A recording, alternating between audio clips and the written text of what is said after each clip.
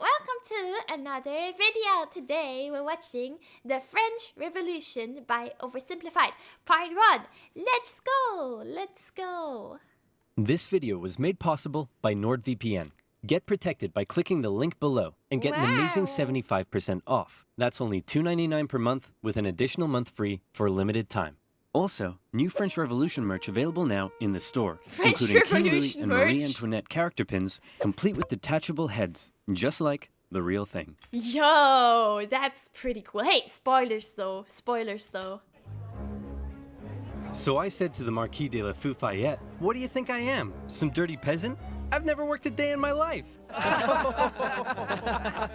Bruh. That Marie Antoinette sure is pretty. Sure is. Wouldn't want to be Prince Louis, though. That's going to be a lot of responsibility when he becomes king, especially since France is in financial ruin. Quite.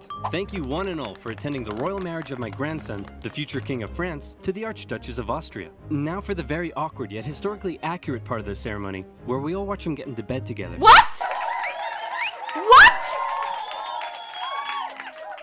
All right, now that's out of the way. Let's leave the royal couple to it. You better give us an heir, you fat, ill-bred boy. Nah. Why? Nighty-night. That's gonna be a lot of responsibility.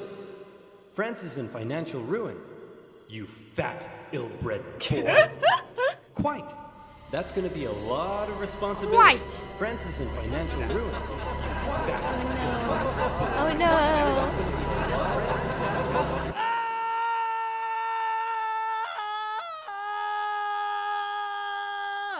Yeah, but true. I wouldn't want the responsibility either. Oh, great. He's a freaking weirdo. Oh. France, the most prosperous, cultured, and beautiful nation in the world, as it had been for centuries. An exquisite social culture, with the king and the upper classes throwing crazy parties every night, enjoying high living and fine dining. Ragey France, grrr. Who cares that they were only able to do so off the backs of the hard-working, starving poor? What are they gonna do? Revolt? They're only 80% of the population. No, life in France is great. What's that, France? You want to go to war with Britain and increase your power? Go for it, little buddy. You do you. And you lost. Now you're in severe financial debt. We have no money. What do? Should we stop partying? Heck no. Party harder. That's okay. The peasantry will pick up the slack. They were created by God to do all the work, and you were created to reap all the benefits and party hard. Bruh, I didn't know that was what they did. I didn't know. That's just how society works, and we've all just accepted it for centuries. Why? Why what? Why do the nobility get to be all rich and stuff? Just because they were born into it? And the rest of us schmucks just have to accept that? Hell, why do we even need a king? Who decided that? It all just seems very unfair and unequal, and I, for one, am starting to question it. Wow, that's very enlightened of you. And so began the Age of Enlightenment. Great philosophical thinkers across France and beyond began to question whether this beautiful nation was really all that beautiful after all. Hey, Prince Louis, bad news. Your grandpop died of smallpox this morning, which means good news, you're now the king. So just to sum up, France is in severe financial debt, and the angry populace are beginning to question how necessary you are. But hey, I believe in you, champ. You got this. Maybe. Yippee! Oh no! Is he gonna die? Wait, was he in the bit? He might. No, don't spoiler, guys. Wait, I forgot to mention. I'm not very good at history. I was sleeping in history class. I'm sorry, okay? My teacher made it really boring. Every teacher I had. So a lot of this is gonna be new information for me. I'm learning, all right? Oh no! Prince Louis Capet became King Louis XVI in May 1774. France is not real? Okay. He was a notoriously weak man, and he knew it. He barely had the wisdom to rule a nation, never mind one in crisis, and he was easily manipulated by those around him. One of his first acts was to try to get revenge on the British by financing their American colony's revolution. Hey, we're an independent nation now. That was real swell of you, Louis. Couldn't have done it without you. Glad I could help. So hey, about all that money we lent you, when can we get that back? Yep, you're a great guy. I'll never forget what you've done for us. Real glad I could help, friend, but about that money. Gotta go now, chum. Best of luck to you. Oh, no. And now France was in even more debt. Damn. France's poor, suffering under the strain of economic ruin, watched as the nobility continued to live as the... Why are they continuing to party? What the shelly? What the shelly? Did you know everyone in this video is now dead? It's kind of sad to think about. So nothing was wrong. In particular, they grew increasingly disdainful of the queen, Marie Antoinette, as she continued to spend all of France's money on her own luxurious lifestyle and fashion, while the peasants were breaking their backs in the fields. She was walking around like, hey, why do you want my an hair is a elephant? boat. I'm not making that up. Her hair really was a boat. Whoa! Okay, holy, okay, worth. Sorry, should I say? Maybe I shouldn't say that. Holy drip! What the heck? What the heck? And her lavish spending earned her the... Won't be doing anything. She's just doing it because she can. What the heck? nickname Madame Deficit. And speaking of the... Bro. I was gonna say, Chad's gonna call me that. Madame, attention deficit disorder. Queen, there was That's also me. a long-standing scandal around the fact that the king took a very long time to boink her, and the working classes of Paris began ridiculing the royal couple with lewd pamphlets depicting the queen as a court thought, and the king What? as a wuss, unable to fulfill his marital duty. What? What the fuck? What the fuck? I didn't know that was a thing back then. Holy shit. Respect for the monarchy was at an all-time low, as France's finances were spiraling out of control, and the king and his aides really only had one solution to the crisis. Tax the poor. Tax the poor. We could do a sexy calendar shoot. What the heck? Oh, what? Tax the poor. And so it was. The poor, who were already struggling to make ends meet, found themselves being taxed from every direction. Hey, I'm the royal tax collector. Looks like you've yet to pay your income tax, head tax. By the way, how many windows you got in that house of Yeah, Rule 34. Oh my god, I've heard about the window thing. yours? 3? Oof, yep. There's gonna be a tax for that.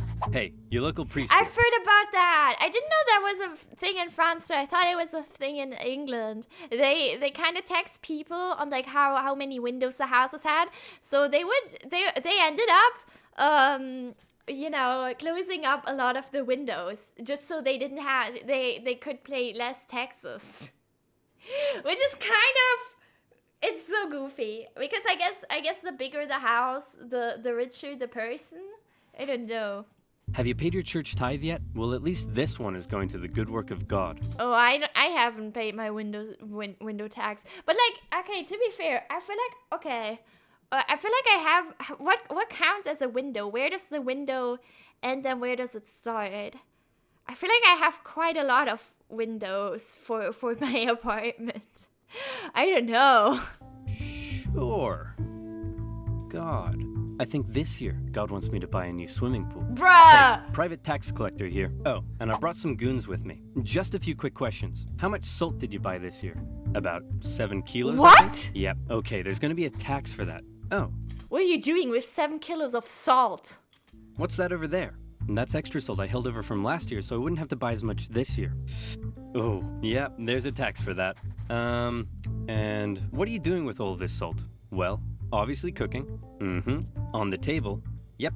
And preserving fish and meat. What do you mean 7 kilos is nothing for a year? I mean, maybe if it's a big family. You guys, I went through like a, what is it? I feel like it's like 300 grams? A 300 grams pack in a year? I don't know. Maybe, am I not using enough salt? Maybe, okay, to be fair, I don't cook a lot, like, properly, right? I guess it depends. Oh, they're using it to preserve food. Oh, okay. Didn't have fridges. Okay. Yeah, exactly. I was saying I can't eat that much salt. Huh. Okay. No, that makes sense. Never mind. That makes sense. To preserve stuff. All right. Oh no. Yep. And there's a tax for that. Hey. 7 kilo is about 3% of a league player. Whoa. How old is he? He's 9. Oh, no. And so he's purchased his required amount of salt for this year, right? What? No, he's 9. Uh-oh. Sorry, little Timmy. Looks like I'm gonna have to tax you for that. What?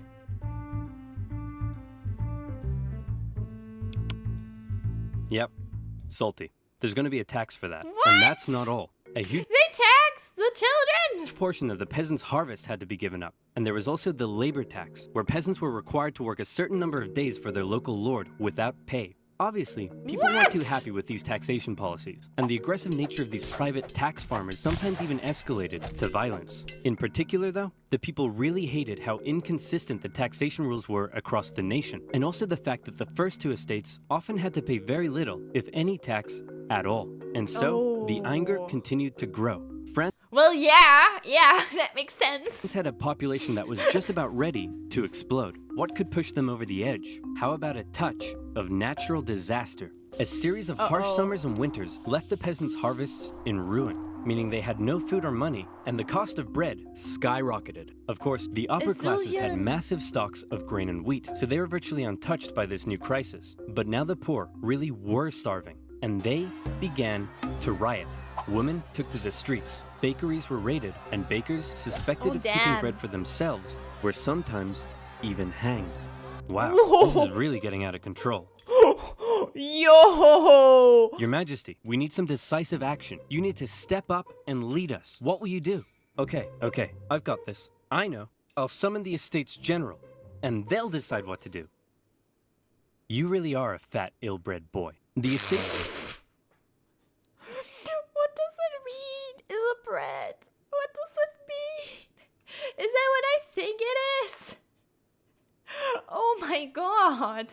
General was the closest thing France had to a government apart from the king. It was a purely advisory body and was rarely summoned. In fact, it hadn't been summoned for 175 years prior to this. But with France in a severe crisis, the king felt the time was right to call on the government to help. The Estates General was made up of representatives from the three estates, that is, the clergy, the nobility, and everybody else. Okay, thanks for coming, everyone. The first order of business is regarding the clergy and nobility. I mean, I know a lot of royals are, there's a lot of incest. But is that what they mean by ill-bred? Or is it like not royal blood? Genetically poor, ugly. Oh! Oh yeah, inbred. Inbred is incest. Okay. Inbred is incest, and then ill-bred, I guess, is ugly? Or is it also inbred? Oh no. You all get brand new Porsches. Wow. You get a Porsche. And you get a Porsche. And you get a Porsche. Yay. Everybody gets a Porsche. Yay. And now into the second order of business. I really appreciate that he says it right. I really appreciate that he pronounced it correctly. France is completely out of money. It's never been this bad before. Oh. Anyone got any ideas? How about we all get Lamborghinis next time? The king decided that in order to make a decision, they had to come up with a voting system. Okay, the clergy. You have a population of 130,000, so you'll get 1 vote. The nobility. You have a population of 350,000, so you'll also get 1 vote. And the third estate. You have a population of 27 million people and make up 98% of the population. Very impressive. You'll get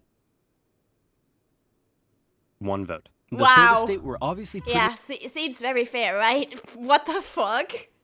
What the fuck? Unhappy with this system because... How does that make any sense? They kept on finding that this would happen. We proposed to raise taxes on the third estate. All in favor? All opposed? Bruh. 2-1. Taxes will be raised on the third estate. We propose a motion that says the first 2 estates are a bunch of poo-poo heads. All in favor? All opposed? Wow. 2-1. It's official. We are not poo-poo heads.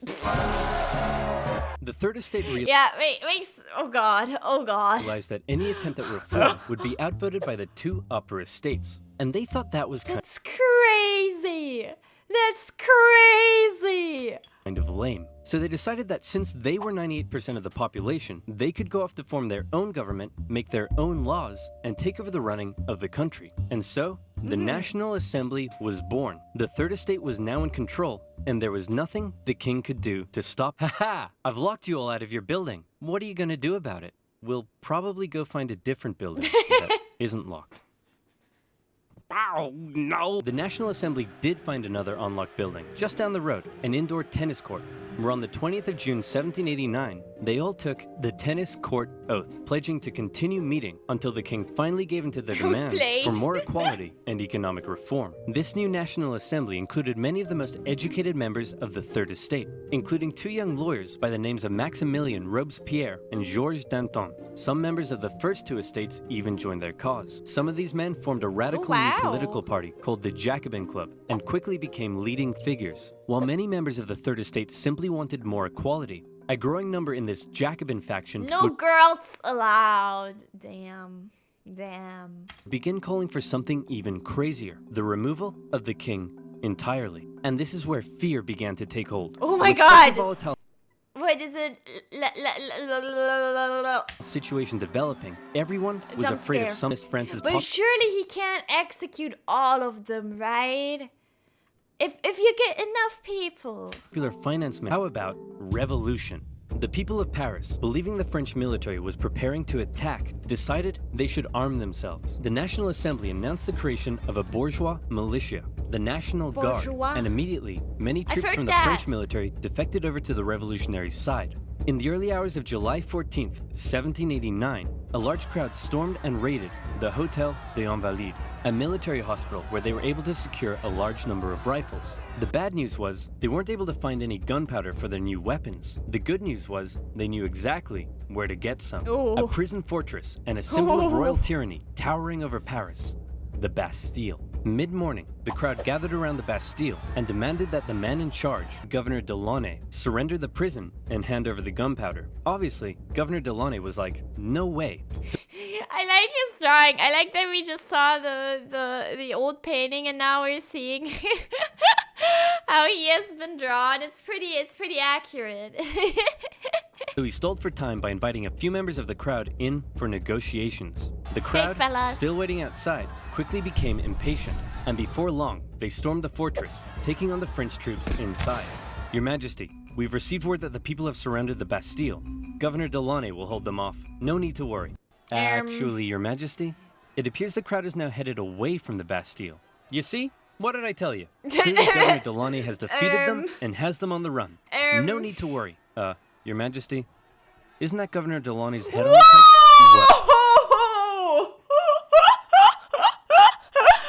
I didn't expect that. What the heck?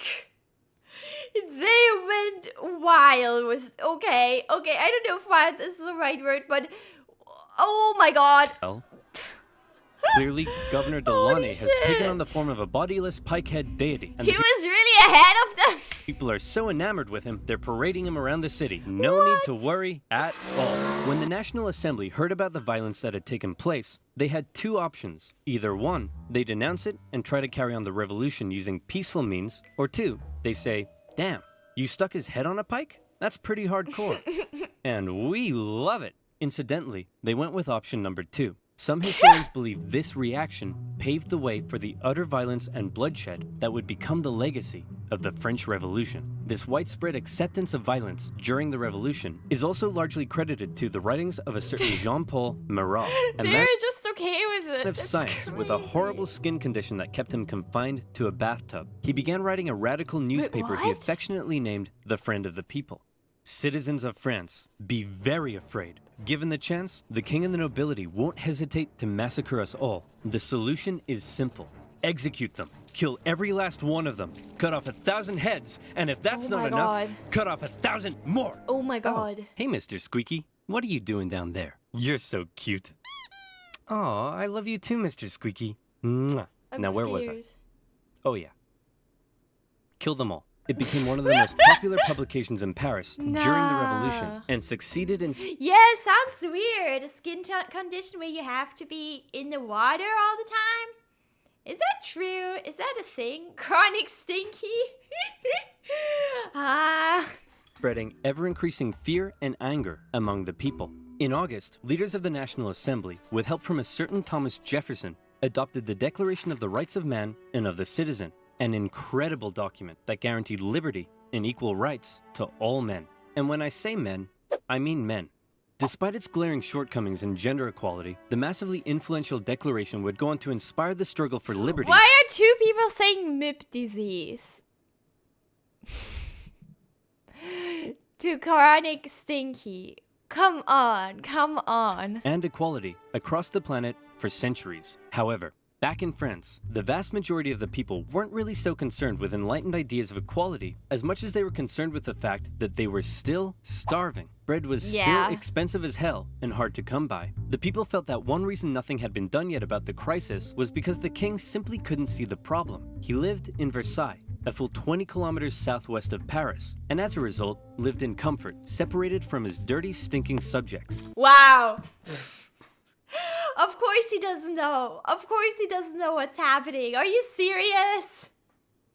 Bro does not feel the poverty or the starving. He doesn't even see the riots. On October 5th, a crowd of women, 7,000 strong, decided they'd do something unprecedented. They decided they'd remove that separation and confront the king directly. The women marched all the way to the king's palace in Versailles. Along the way, the crowd continued to grow into the tens of thousands. And when they arrived, they demanded an audience with the king. What are those things outside the palace? Right here.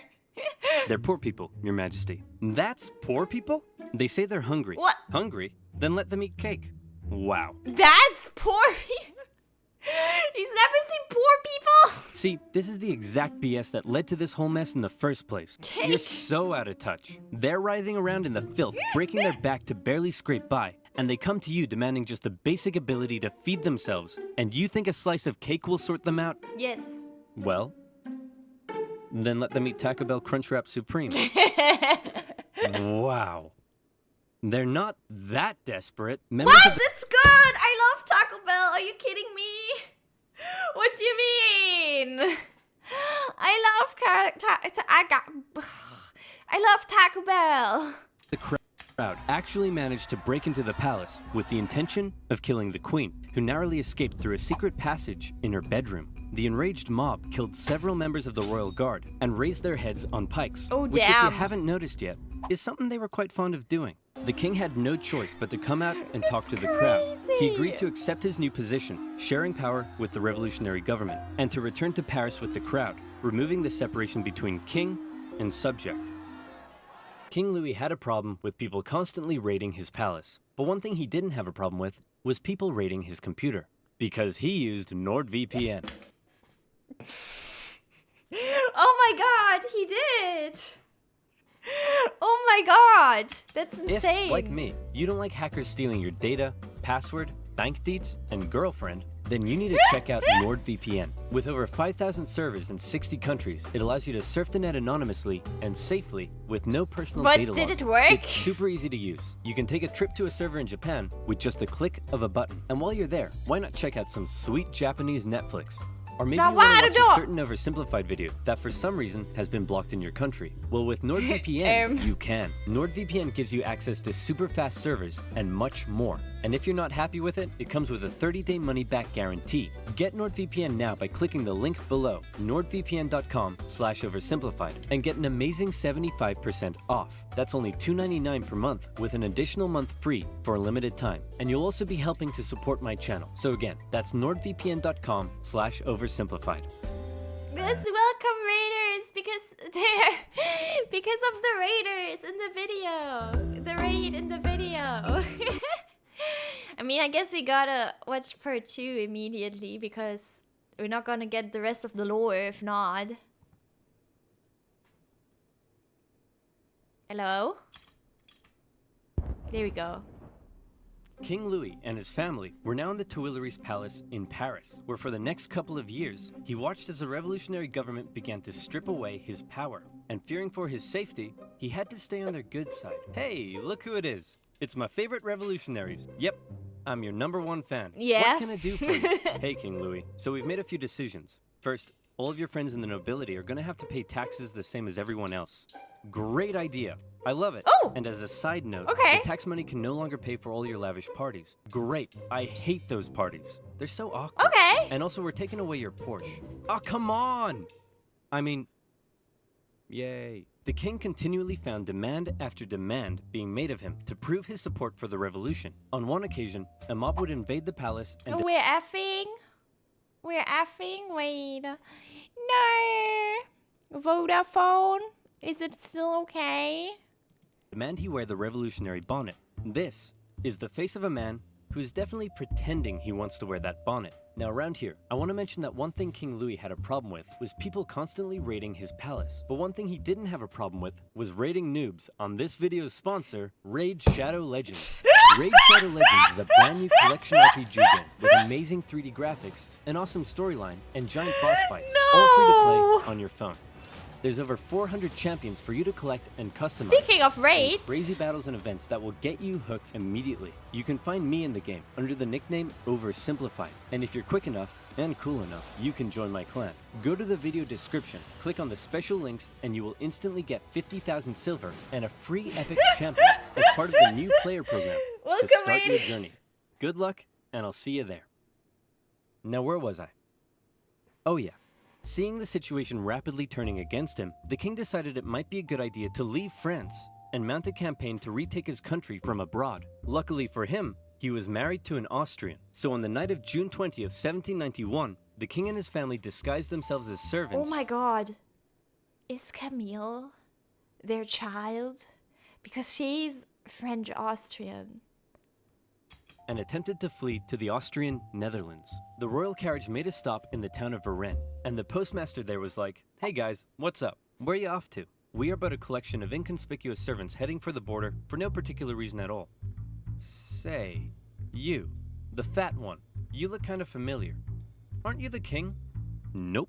Let me see your passport. It says here you're King Louis the 16th. Isn't he able to get like a fake documents? Because like, he's the king. Can't he just make it up? Nope, not me. Take him away, boys. The king was promptly returned to Paris, but now the jig was up. His lack of support for the revolution was clear to all, and many considered him a straight-up traitor who tried to abandon his people. As a result, the new constitution of 1791 completely reduced his powers to that of a simple figurehead, a constitutional monarch. However, radicals, such as those in the Jacobin Club, were outraged that the king wasn't to be removed entirely. So a month later, these radicals staged a protest on the Champ de Mars, calling for the king's removal. The government of Paris feared an insurrection was mounting, and they sent the military to disperse the crowd. The confrontation escalated and resulted in the Revolutionary National Guard firing on a crowd of revolutionaries. Bruh. It was a massacre. The incident exposed a deep division within the Brotherhood of the Revolution. On one side, the moderates who wanted to keep the king as a figurehead. On the other, radicals who wanted to see the king deposed and heads roll. In the wake of the massacre, these radicals received a wave of support. And speaking of rolling heads, one form of equality the revolution introduced was equality in execution. This meant no more torturous drawing and quartering, no more inhumane hanging. They wanted all criminals, regardless of economic status, to receive the same penalty, a quick and painless one. Luckily, a man by the name of Dr. Joseph Guillotine had an idea. A heavy blade that falls like thunder. The head flies off, blood spurts, and the man is no more. The guillotine, otherwise known as the National Razor. The Oh my god. Oh my god. Oh. I don't know. It seems a bit. I mean, I guess it's at least, you know, it's a quick death. It's a quick death, right? Genius. Oh. But isn't that... Wait, okay, guys. I've heard this. You have to tell me if this is true or not. I heard if you get beheaded, you can still think for like a few minutes or like a few seconds at least, right?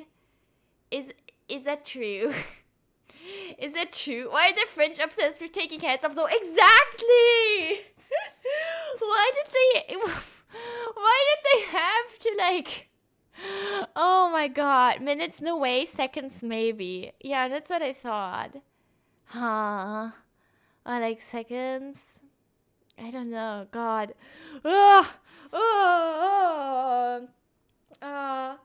Yes, the scientist asked him to test it when he was being executed, so he blinked for as long as he was still able to, and they counted the seconds. But like, if you blink, is blinking? Does that mean you can think, or is that's just the reflexes? No. 15 seconds until unconscious, but technically still alive for 5 minutes. Definitely true. I was beheaded once and I remember it. Okay, you guys. It's true. I've experienced it myself. Okay, I believe you guys. I trust you guys. Made its debut in 1791 as the new form of execution. The writings of Marat and others continued to call for the execution of anyone suspected of working against the revolution. For him, this included some members of the clergy and nobility who had previously benefited from the cruel system of inequality that existed before the revolution. In many parts of the countryside, local lords had found themselves become a target. Sire, the peasants, they're revolting. I'm sorry, you have to come back to this now. Last time guillotine was used to execute someone in France was in 1977. That's so, like, you know, that's so late, I feel like. 1977. Oh my god. Oh, come on, that's a bit harsh. Sure, they smell a bit, but I wouldn't say they're revolting. Oh. Oh, yes. I see what you mean. Increasingly, these French aristocrats began fleeing France to find solitude in other parts of Europe. And once again, fear began to take hold. The privileged classes of these foreign nations didn't like what they were seeing. Yeah, why would you say fun fact? Not even 50 years ago. Yeah, actually crazy. Actually crazy. Like, my parents were alive at that time. So, holy shit. Oh no. The guy who invented the guillotine must have a screw loose, because who the hell spent so long researching and developing a way to cut off people's heads? Yeah, I don't know. Oh my god. Because they feared revolutionary ideas may spread to their own lands. The National Assembly, actually now the Legislative Assembly, feared that these nations may decide to attack. Then why don't we attack them first? No, you idiots, we are definitely not ready for war yet. Did somebody say something? France declared war on Austria in April 1792 and immediately got pummeled. It also didn't help that Austria's ally, Prussia, joined in the fighting. The Prussian Duke of Brunswick posted a letter warning the revolutionaries that if anything happened to the king, he would burn Paris to the ground. The Duke's letter proved to be a massive Okay, wait a second. Going back to the guillotines, what are they doing with the heads?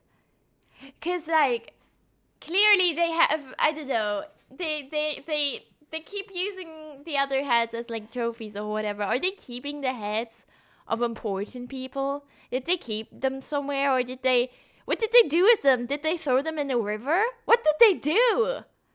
Did they dig them? I don't know. For them pikes? Huh? Suspiciously large collection of football! Oh, the catacombs! Wait! Oh, that's where the... Oh my god, that makes so much sense.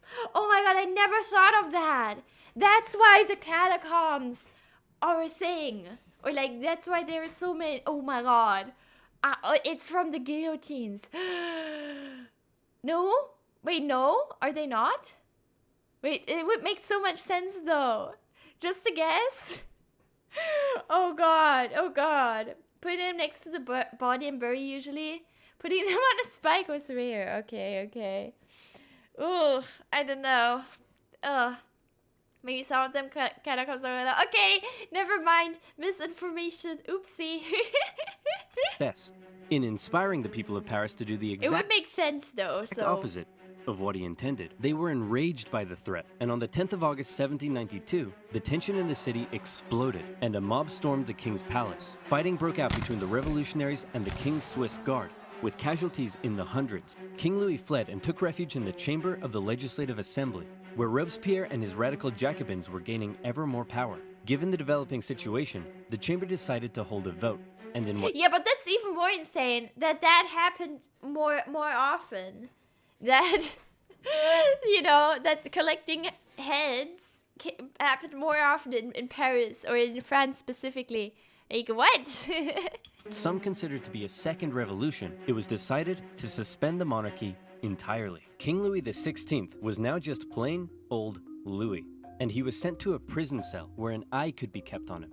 A month later, the newly established National Convention officially declared the French Republic, and society underwent a massive change.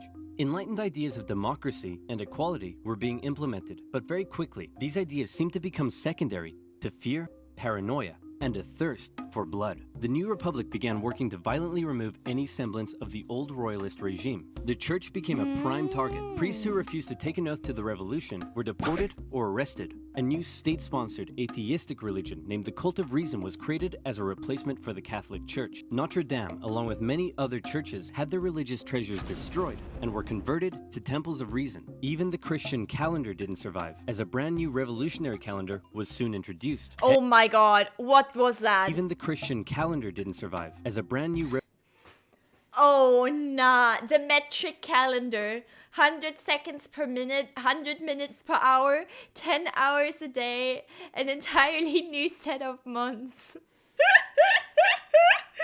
Imagine this is how the calendar looked like now.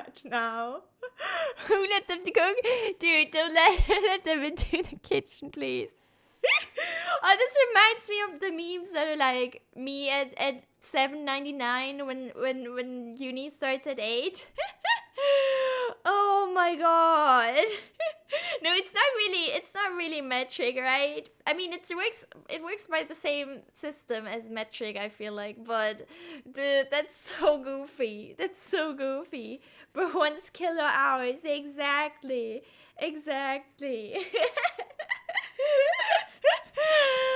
Americans, this is how we count time, by the way. It's not, but imagine, oh god.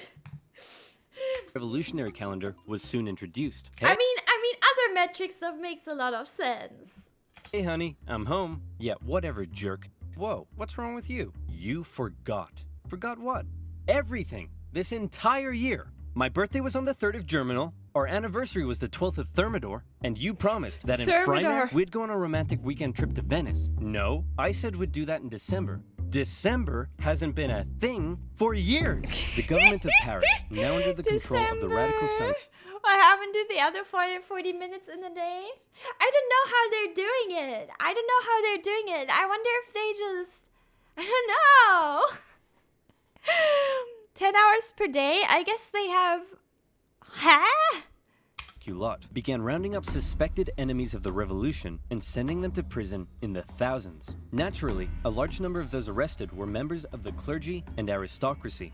As France's foreign enemies continued to close in, panic spread. Georges Danton made impassioned calls for men to defend the Republic, and tens of thousands of troops left Paris for the front lines. However, in their absence, Paris was left to its own devices. As enemy troops arrived in Verdun, the people of worth getting rid of those extra minutes if you get to have everything divisible by 10. Do you really think it's a good idea?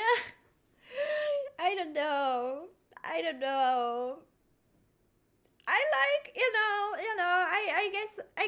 I guess changing a system is always a bit, a system like that is always a bit, no, okay. Okay. What if the new calendar had a leap day? I don't know. Paris feared that their crowded prisons were becoming a breeding ground for counter-revolutionary conspiracy. What would happen if the Prussians reached Paris and freed the aristocrats? Marat believed he knew what would happen. The aristocrats would enact their vengeance on the people. Fearing those they had already imprisoned, mobs descended on Paris's prisons. They broke in, and during the brutal September massacres, aristocrats, priests, and others were tried and executed on the spot. Even women and children weren't spared. With over 1,600 victims, word of the massacre spread across Europe. One British newspaper wondered, are these the rights of man? Is this the liberty of human nature? But there was still one man in particular that Robespierre and his radicals really wanted to see executed. Austria and Prussia pledged that after they defeated France, they'd return King Louis to the throne. Well, checkmate Austria and Prussia, because you can't return a man to the throne if he's already dead. Citizen Louis Capet was put on trial for treason. Obviously, he was found guilty, but his punishment was less certain. Many moderates wanted to simply deport him, but Robespierre... To Germany! What are they? Where are they gonna deport him? Insisted the revolution could only live if the king was dead. A vote was held, and by just one vote, Louis was sentenced to the guillotine. If you don't mind, I'd like to Uh-oh. say a few words first. Uh-oh. Gentlemen, I am innocent of everything of which I am accused. Wait, you're too loud. They can't hear me. Hang on, I haven't finished yet. Wait, dude! Rest in peace.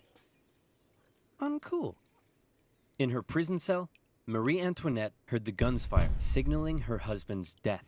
Before long, she would meet the same fate. Back on the war front, France defied all expectations and actually managed to push the enemy back. 07. 07's a chat. I shouldn't laugh. I'm sorry. I'm just, you know, I'm not laughing. I'm not laughing. But then more countries joined the coalition against France, and it all went to pot again. What do we do? Conscript the masses. The National Convention introduced a conscription law, with each regional department having to meet a certain quota of men for the army. However, not everyone was happy with this new law. You see, while Paris was definitely a hotbed for radical revolutionary fervor, some of the regions outside of Paris weren't quite so keen on the revolution. Some were largely still conservative, Ooh. still supported the church, and just didn't suffer from that much inequality before the revolution. So as the revolution turned increasingly violent and anti-Christian, many were outraged. Now, they were being conscripted to fight for the new republic they hated. That was the last straw. Oh. Counter-revolutionary uprisings erupted in a number of regions across France. Some would last for years, such as in the northwest, where a large-scale uprising was led by the Owls. Why were they called the Owls? The Owls? Because their leader was named Jean Owl. John. Oh. No, you can't. John Owl. John Owl. Sylvie mentioned. Is Sylvie John Owl? But like not John, but like, you know, yeah, that one fishy. Oh my god. Oh, John Owl. Why was he called John Owl? Possibly because he could do a really good impression of an owl. Really? Yeah, another Floretto you mentioned. That's crazy. That's what we're going with? Owls? Just because this guy can do an impression of one? Hit him with it, Jean. Hoot, hoot. That was not a good owl impression. Yeah, okay, that's pretty good. The Chouannerie uprising lasted all the way until 1800. In the summer of 1793, the southern city of Toulon invited the British Navy over for some tea and crumpets. And then they asked if they'd possibly like to stay and occupy the city. Being an important naval base, this was a heavy blow to the Republic, who sent a relatively unknown young You captain. guys like it? You guys liked my owl impression?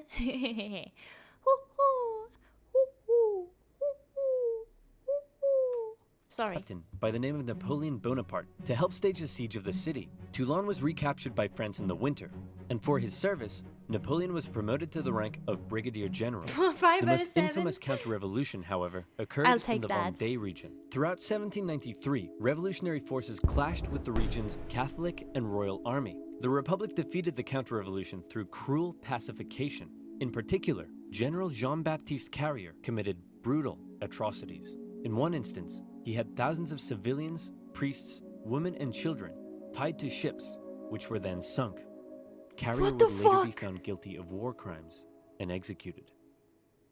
Back in Paris, Well, the yeah. government was still dominated by moderates. With the war going badly, revolts in the provinces, and the economy getting worse, it seemed the government just wasn't doing a very good job. Radicals' fear for the safety of the revolution intensified, and Marat, Yeah, why? The fuck did the civilians do? What the heck? even began calling for the moderates in the government to be executed. In return, the moderates called for the arrest of Marat. This led to a chain of events with the two sides in heated conflict. Robespierre declared the Jacobins to be an insurrection and called on the people to arm themselves.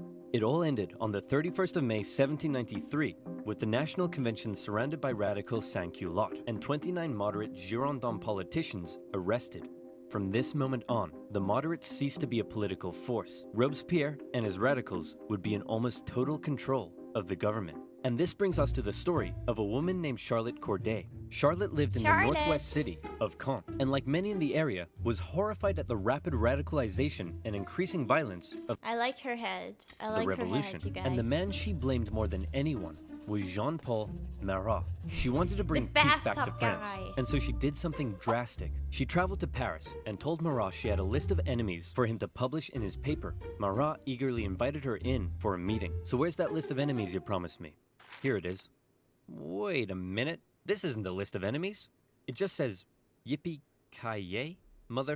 What? And just like that. Damn. Damn, okay. No chill. No chill. So he was in a bathtub and he had like a full-on table there. Hey. Marat was no more. Charlotte was quickly arrested and sent to the guillotine. Her dream of restoring peace, however, died with her. Marat became a martyr. In temples of reason, symbols of the dead Marat became the new crucifix. In Wait, really? There's like a gold thingy of him? death, he became an even more powerful inspiration for the extreme levels of violence that were about to rip throughout the new republic. And that's right, here comes the Reign of Terror. If you thought this revolution already sounds pretty violent, well, you ain't seen nothing yet, son. The radicals were now in control, and they believed not only was France surrounded by foreign enemies, but that within the masses, there were also plenty of internal ones too. Individuals not loyal to the revolution, conspiring to bring about its downfall. Robespierre and the rest of the radical faction were having none of it. A new committee of public safety was established with 12 members. Its purpose was to protect the new French Republic from its enemies, and it basically became a 12-man dictatorship with Robespierre as its leading voice. The Revolutionary Tribunal was also reinstated. I have like French name blindness. I'm sorry. I do not remember this guy. I do not remember this guy. Isn't much different from using a smartphone or tablet in the bath. I mean, I guess so. Are you guys doing that? Are you guys using your phone in the bathtub? I don't know. Okay. Okay. Don't take this out of context. It's been a while since I have taken a bath because I only have a shower. Who in the bath right now? You're in the bath. I don't use them in the shower. I mean, but I feel like shower is different because you want to stay, if you're taking a bath, you want to stay in there for a while, right? And then shower, you just want to be quick. I feel like, at least I do. Stinky now. Special court created to streamline the process of trying suspected enemies and handing out their death sentences. With these two Only shower, don't take baths either, but it's because it tells us to. So really? Robespierre was the guy that sent most people to the guillotine. Okay, thank you. Always afraid of using my phone in the bath because you can accidentally open the camera. I mean, it's okay. I mean, if you open the camera, I mean, as long as you're not FaceTiming anyone. I love long showers. I mean, do I like showers? I like showers sometimes. I like showering more than baths. I used to, as a child, I used to hate showers because, dude, it sounds so bad. No matter what you say. No, if you make a sentence that is like, I hate showers or I don't bath, then that just sounds bad no matter what you say afterwards. But do you guys get me? I hated showers because okay, you know what? I should stop talking. As a child, I only ever took baths because I don't know, I hated the feeling of the water on my head. But nowadays I only take showers because I don't like bathing anymore. So yeah, anyway, accidentally open the camera and accidentally take several selfies and accidentally send them to your friends. It's not gonna happen. Two new institutions, Robespierre wanted to scare France's enemies straight. In September 1793, it was announced that terror would be the order of the day. In other words, fear had become official government policy. And from then onwards, we enter into the period known as the Reign of Terror. Dude, that's terrible. What the fuck? Spies and secret police were everywhere and watched the people closely. France's public had to be extremely careful what they said and how they behaved. Obviously, criticizing this new system, or the government, would quickly have you sent off to the guillotine. But that's not all. Even the most minor offense could have you tried before the Revolutionary Tribunal. Hello, Citizen Martin. Hello, Monsieur Dubois.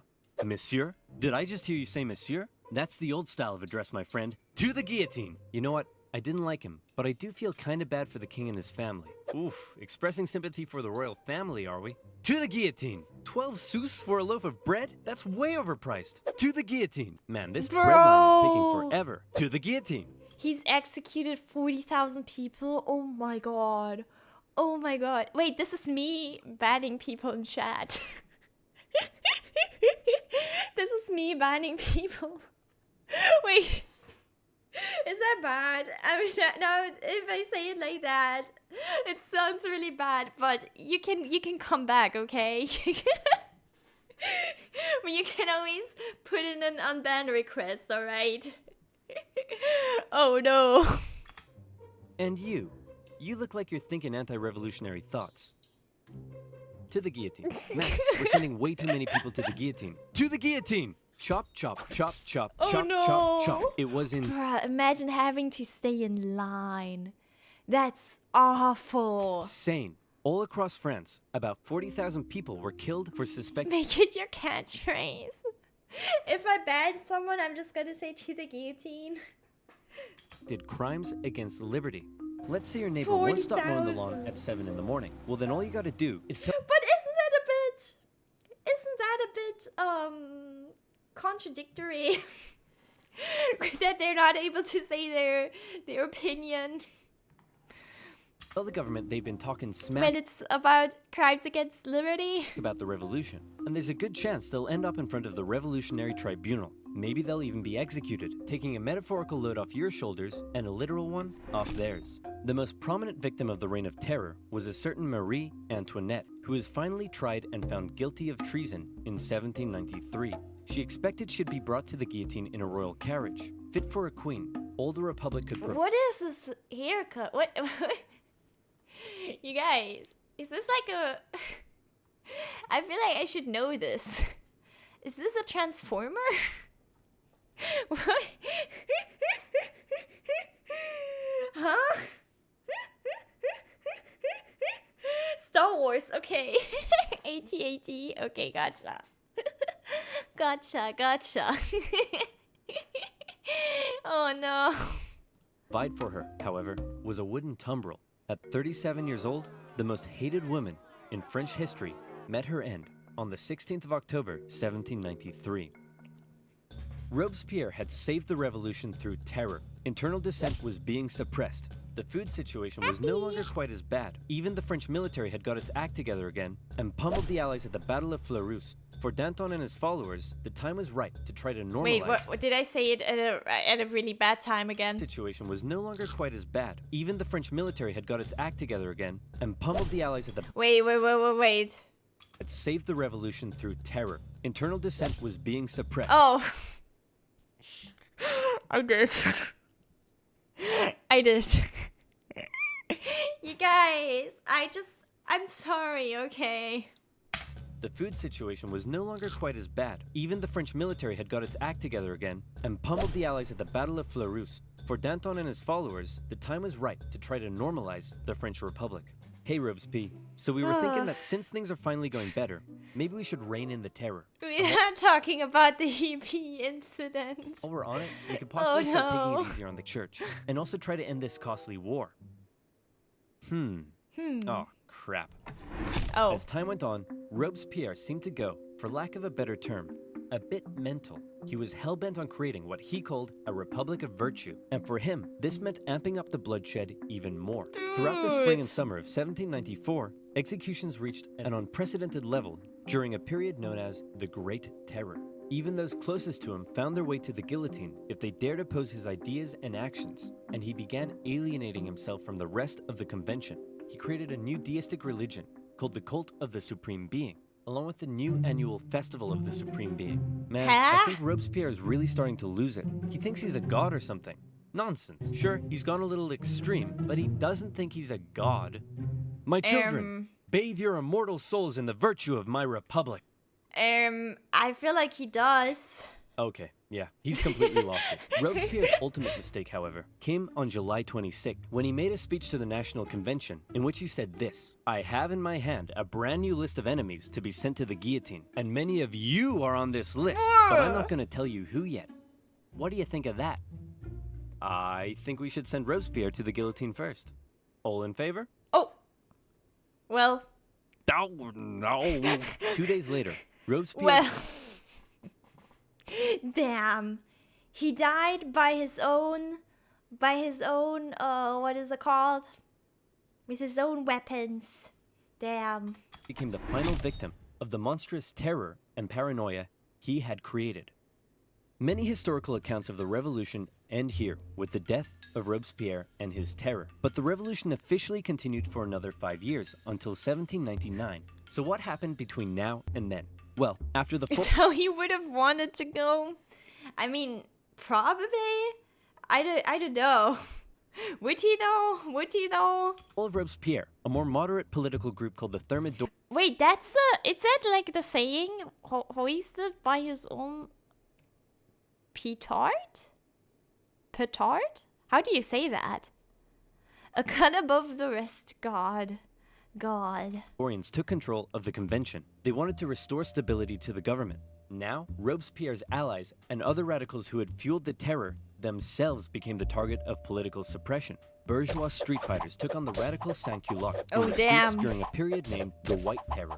In 1795, the Thermidorians drafted a new constitution and created a government called the Directory with the purpose of preventing power from being able to fall into the hands of a single individual again. As this new government was being established, royal... Hoisted by his own petard. I've never heard that. Literally translated as blown up by your own bomb. Okay. That makes... I understand that.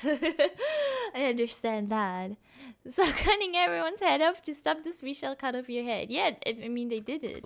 Who wanted to bring the monarchy back to France saw this moment as an opportunity to strike. They staged an insurrection in Paris and battled with the National Guard in the streets. Luckily, one Napoleon Bonaparte happened to be in Paris at the time, and he took control of the situation, firing on the crowd and putting down the insurrection. From this moment on, the people of Paris would never again be able to stage a popular uprising and lost their control over the revolution. For his actions, Napoleon became a general and was sent It's that one. Oh, I didn't know. I didn't know that happened right after. I didn't know Napoleon happened right after. to take control of the French armies in Italy. The new Directory remained a fairly ineffective government for the remainder of the revolution. It was plagued with corruption and struggled to keep the economy afloat, and as a result, wasn't very popular. For the people of France, with the strict social customs of both royalist France and the terror gone, they didn't really know what to do with themselves. Men no longer removed their hats when talking to women. Different classes began intermingling, and Hey, a baby, how you publication began doing? circulating that looked a lot like a modern dating app. It was social anarchy. Outside of France, the war continued. In 1795, France took the Netherlands, where they set up a puppet state. Then they negotiated both Prussia and Spain out of the war. Wait, the Netherlands? Oh my god. I didn't know that either. Oh no. The British attempted to land French royalists in the west to reinforce rebellion, but that plan failed. In 1796, the French planned a three-pronged attack with the aim of marching on Vienna and knocking Austria out of the war. The two northern armies were defeated and forced to retreat. However, Napoleon in the south, with groundbreaking military strategy, won battle after battle after battle. He pushed the Austrians out of Italy and began closing in on Vienna. The Austrians freaked out, and Napoleon oversaw the signing of a peace treaty. He had almost single-handedly knocked Austria out of the war, and by the way, he was only 28, so maybe it's about time you moved out of your mom's basement. Napoleon became a famed hero among the French people, but his aspirations were still higher. He briefly went off to Egypt and discovered a bunch of gnarly Egyptian stuff, but then the British destroyed his fleet and trapped his forces. Say, Napoleon, sir, you're not gonna leave us here stuck in Egypt and return to France, are you? Nonsense, my boy. I would never dream of abandoning my loyal soldiers. Wow, what's that over there? Bruh. On his return- Wait, yeah, Napoleon was known to be very short, right? How tall was he actually? Average height for the time. But was he really? He wasn't. Wait, he wasn't? Dude, is everything I know a lie? 167. Was he really 167? Was he really 167? Wait, what's that? Oh, it was British for... Okay. I didn't know. He was like 5'6". Okay. But if that was average at the time, then, you know, I see. Ha. To Paris, Napoleon found himself to be extreme. The British read that. But why? Are you saying it's a bad thing to be short? Are you saying it's a bad thing to be short? What the fuck? Extremely popular, and the government extremely unpopular, and he started getting some power-hungry ideas. Conveniently, a politician named Emmanuel Joseph Sieyès approached Napoleon and said, "Hey man, since you're so popular, do you want to help me stage a coup?" "Great idea. Let's stage a coup, and then I'll coup you." What? Napoleon, with the help of his politician brother, entered the government chamber, possibly got punched in the face, and finally his troops intimidated the 16 onions, okay. council to dissolve the government and create a new constitution that basically made Napoleon a dictator. So there you have it, the French Revolution, born with the great promise of liberty and equality. The common people dared challenge an oppressive system that had existed for centuries. But before they knew it, they found liberty sidelined by terror, equality that possibly didn't quite hit the mark, and an absolute monarchy replaced by an absolute dictator. Napoleon began stabilizing French society. What is the stance? I'm sorry. What is the stance? Okay. He restored the Catholic Church and got rid of that crazy calendar. We are all afraid another short human would take over France and then the world stares at short Viv. I don't want to take over France. I don't want it. Oh. Among other things, but he remained ever ambitious. He was France's first consul, but he slept soundly at night dreaming of being something even bigger. Napoleon's expansionist aspirations. Oh damn. Well, that's another episode. Oh my god, why is it so loud? Why is it so loud? Hello? Can I? Why is This video. Wait, leave me alone. Wait, why is Chrome frozen? Well, thank you YouTube for watching. If you enjoyed, like and subscribe, come over to Twitch to watch me live, and I'll see you in the next one. Bye YouTube, bye bye.